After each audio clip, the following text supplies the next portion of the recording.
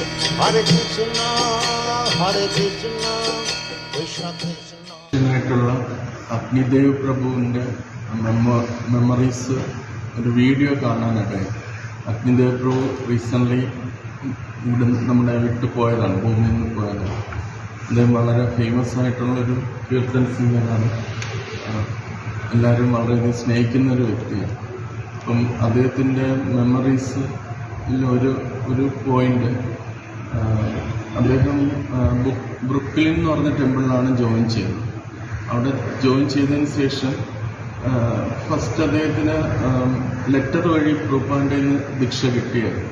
അതിനുശേഷം പ്രഭുപാദ് ഒരു വട്ടം കണ്ടിട്ടുണ്ട്, അത് കഴിഞ്ഞ് ദീക്ഷയും കിട്ടി. പിന്നെ പ്രഭുപാദ് ദീക്ഷ കഴിഞ്ഞിട്ട് വരുന്നൊരു സന്ദർഭമാണ്. അപ്പം അദ്ദേഹം ടെമ്പിളിലുണ്ടായിരുന്നു, ബ്രഹ്മചാരിയായിട്ട് സർവീസൊക്കെ ചെയ്തുകൊണ്ടിരിക്കുകയായിരുന്നു. അപ്പം ടെമ്പിൾ പ്രസിഡന്റ് തലേന്ന് പറഞ്ഞു, നാളെ നമ്മളെല്ലാവരും കൂടെ പോയി പ്രഭുപാദിനെ ഗ്രീറ്റ് ചെയ്യാൻ പോവാണ്, എയർപോർട്ടിൽ പോകാനുണ്ട്. അപ്പം അതൊരു ഉത്സവം പോലെയാണ് പ്രഭുപാദ് വരുന്നത് കണ്ട് ഉത്സവം. അപ്പോൾ എല്ലാം അവർ പോകാനായിട്ടിരുന്ന സമയത്ത് പിറ്റേ ദിവസം ടെമ്പിൾ പ്രസിഡന്റ് അദ്ദേഹത്തിനോട് പറഞ്ഞു, നീ പോകണ്ട, നീ ഇവിടെ നിൽക്കാൻ പറഞ്ഞു. അപ്പം അദ്ദേഹത്തിന് ആകെ ഒരു വിഷമമായി. കാരണം ടെമ്പിൾ പ്രസിഡന്റ് പറയാൻ കാരണം വെച്ചാൽ അവിടെ ടെമ്പിളിൽ ഇരിക്കുന്ന പ്യൂട്ടോറിക്കൻ എന്ന് പറഞ്ഞ ഈ അഭയാർത്ഥി ക്യാമ്പിൻ്റെ അടുത്താണ്. അങ്ങനെയുള്ള അവരെ കുറിച്ച് എപ്പോഴും വയലൻ്റ് ആയിട്ടുള്ള ആൾക്കാരാണ്. അവർ സങ്കീർത്തനത്തിനും ഹരിനാമ സങ്കീർത്തനത്തിനൊക്കെ പോകുമ്പം എന്തെങ്കിലുമൊക്കെ എടുത്ത് ഡിവോട്ടീസിൻ്റെ മുകളിലേക്ക് എടുത്തെറിയുക, അതൊക്കെ ചെയ്യുന്ന കുട്ടികളും യുവാക്കളൊക്കെയാണ്, ഡ്രഗ് അഡിക്ട്സ് ഒക്കെ ആയിട്ട്.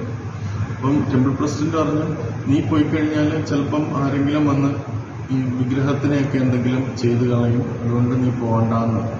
അപ്പം അദ്ദേഹം ചോദിച്ചു, ബാക്കി ഒത്തിരി പേരുണ്ടല്ലോ, എന്നെ മാത്രം. അങ്ങനെ അദ്ദേഹത്തിന് ഭയങ്കര വിഷമമായി, അങ്ങനെ പോകണ്ടെന്ന് പറഞ്ഞപ്പം. എന്നിട്ട് പിറ്റേ ദിവസം രാവിലെ എല്ലാവരും ഇറങ്ങി പോകാനായിട്ട് തുടങ്ങി. അപ്പോൾ ഇദ്ദേഹം ഇങ്ങനെ ചിന്തിച്ചു, ടെമ്പിൾ പ്രസിഡന്റ് ഫസ്റ്റ് കാറിൽ കയറി പോകുമ്പം കാറിൽ കയറി കഴിഞ്ഞാൽ ബാക്കിലുള്ള കാറിൽ ഏതെങ്കിലും ഞാൻ കയറാമെന്ന് വിചാരിച്ചു. പക്ഷെ പിന്നെ അദ്ദേഹം ഇങ്ങനെ ആലോചിച്ച് നോക്കി, പ്രഭുപാദ് അല്പം വരും ഫസ്റ്റിലെ, ഞാനും ഇവരുടെ കൂടെ വന്നു കഴിഞ്ഞാൽ നോക്കുമ്പോഴത്തേനും ആരെങ്കിലും മോശമാക്കി ഇട്ടിട്ടുണ്ടെങ്കിൽ പ്രഭുപാദ് ചോദിക്കും എന്താണ് സംഭവം. അപ്പോൾ ടെമ്പിൾ പ്രസിഡന്റ് പറയും, നെയ്ബേഴ്സ് വന്നത് മോശമാക്കിയാന്ന് പറയും. അപ്പം പ്രഭുപാദ് ചോദിക്കും, ആരെങ്കിലും ഒരാളെ നിർത്തിയാൽ പോരെ ചോദിക്കും, നിർത്തിയിട്ട് വന്നാൽ പോരെ ചോദിക്കും. അപ്പം ടെമ്പിൾ പ്രസിഡന്റ് പറയും, ഞാൻ ഒരാളെ നിർത്തിയതായിരുന്നു പ്രഭുപാദ്, അയാളെ കാണുന്നില്ല. അപ്പം പ്രഭുപാദ് ചിലപ്പോൾ ചോദിക്കും, എവിടെയാ റാസ്കൽ, എവിടെയാ ചോദിക്കുക. അങ്ങനെ അദ്ദേഹം അതുകൊണ്ട് വിചാരിച്ച് ഞാൻ പോകണ്ടെന്ന് വിചാരിച്ചു, അങ്ങനെ തന്നെ നിന്നു. അത് കഴിഞ്ഞിട്ട് അദ്ദേഹം വിചാരിച്ചതുപോലെ തന്നെ ഫസ്റ്റ് വന്നത് പ്രഭുപാദിന്റെ കാറാണ്. കാരണം പ്രഭുപാദിന്റെ കാർ എയർപോർട്ടിൽ വന്ന് നിന്ന് പ്രഭുപാദിനെ പിക്ക് ചെയ്യും, ബാക്കിയുള്ള കാറും പാർക്കിംഗ് ലോട്ടിലാണ്. അപ്പോൾ ആൾക്കാർ ഡിവോട്ടീസ് അവിടെ പോയി കാർ എടുത്തുകൊണ്ട് വരുന്ന സമയമാണ്. ഫസ്റ്റ് അദ്ദേഹം ചാൻഡ് ചെയ്തുകൊണ്ടിരിക്കുകയായിരുന്നു വന്ന സമയത്ത്. അപ്പം ഫസ്റ്റിൽ പ്രഭുപാദ് ഡോറ് തുറന്ന് കയറി വരികയായിരുന്നു.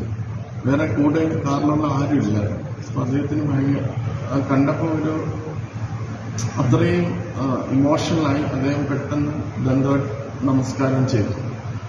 അപ്പം മറ്റ് ഡിവോട്ടീസൊക്കെ, അതായത് ടെമ്പിൾ പ്രസിഡന്റ്, പ്രഭുപാദിന്റെ സർവന്റ് ശ്രുതകീർത്തി പ്രഭു, പിന്നെ കീർത്തനന്ദ മഹാരാജ്, പിന്നെ മറ്റൊരു സന്യാസി, ഇത്രയും പേരായിരുന്നു പ്രഭുപാദിന്റെ കൂടെ ഉണ്ടായിരുന്നത്. അപ്പം അവര് പതുക്കെ വരുന്നേ ഉണ്ടായിരുന്നു. അപ്പോൾ പ്രഭുപാദ് അവിടെ നിന്നു ടെമ്പിൾ ഭഗവാന്റെ മുമ്പിൽ നിന്ന് നമസ്കരിച്ചു, എന്നിട്ട് പ്രാർത്ഥിച്ചതിന് ശേഷം പ്രഭുപാദ് വ്യാസാസനത്തിൽ പോയിരുന്നു.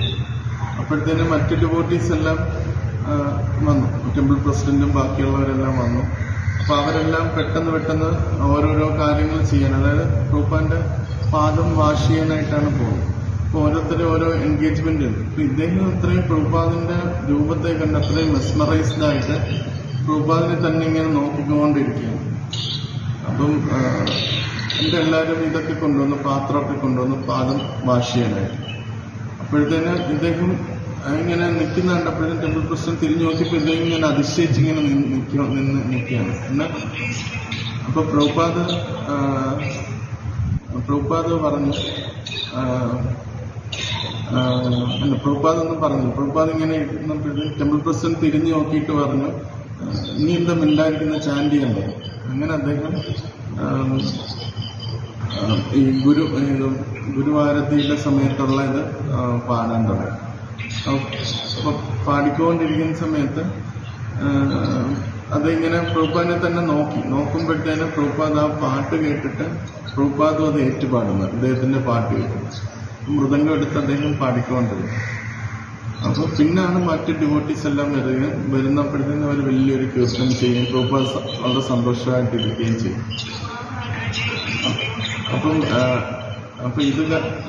അപ്പം ഇത് കഴിഞ്ഞപ്പോഴത്തേനും അദ്ദേഹം തൻ്റെ സാക്ഷാത്കാരം പറയുകയാണ്, ഞാൻ അവിടെ എൻ്റെ ഡ്യൂട്ടി ചെയ്തത് കൊണ്ടാണ്, ടെമ്പിൾ പ്രസിഡന്റ് പറഞ്ഞ് സർവീസ് ചെയ്തുകൊണ്ടാണ് മറ്റാർക്കും കിട്ടാത്ത ആ ഒരു മാസി എനിക്ക് കിട്ടിയത് എന്നുള്ളത്.